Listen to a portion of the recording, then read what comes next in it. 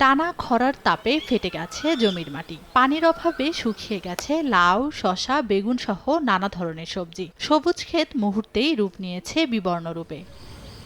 জলবায়ু পরিবর্তনের বিরূপ প্রভাবে এখন দিশেহারা ঝালকাঠির কৃষকরা। খরা কাটিয়ে ওঠার আগেই আবার দেখা দিয়েছে নতুন বিপদ। হঠাৎ অতিবৃষ্টিতে তলিয়ে গেছে কৃষিক্ষেত, জমে থাকা পানিতে নষ্ট হচ্ছে শাক সবজি সহ তরমুজের আবাদ। গত কয়েক বছর ধরে জেলায় আবহাওয়ার এমন বিরূপ অবস্থা তৈরি হয়েছে, দিন দিন তা বেড়েই চলছে। ফসল ফলাতে না পেরে পরিবারে নেমে এসেছে দারিদ্র্যের দুষ্টচক্র। ঋতু বৈচিত্র্য বিপরীত থাকার কারণে আমরা কৃষিকাজে অগ্রগতি বা ভালো ফসল, আশানুরূপ ফসল পাই না। আমরা সেই আগের আবহাওয়া পাই না, আবহাওয়া অনেক পরিবর্তনশীল, যার জন্য আমরা হোক সবজি হোক প্রত্যেক ফসলের ক্ষতি। টাকা সুদে আনিয়া তারপর আমরা এখানে এই ফসলটা উৎপাদন করি, সেই উৎপাদনে দেখা যায় আমরা সেই বাজার দর করতে পারি না।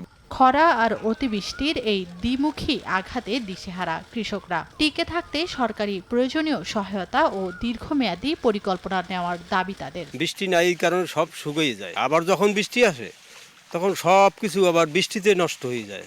মালচিং, কান্দি পদ্ধতিতে চাষ এবং মাঠে সেচ ও নালা তৈরি করে প্রতিকূল আবহাওয়া থেকে মোকাবেলার পরামর্শ কৃষি বিভাগের। বিরূপ পরিস্থিতি থেকে আমরা কৃষকদের বাইরে যে পরামর্শ দিয়ে থাকি যে আধুনিক উপায় চাষাবাদের জন্য, জলবায়ু পরিবর্তনের যে বিরূপ প্রভাব, সেই প্রভাব থেকে আমরা ফসলকে রক্ষা করতে পারি।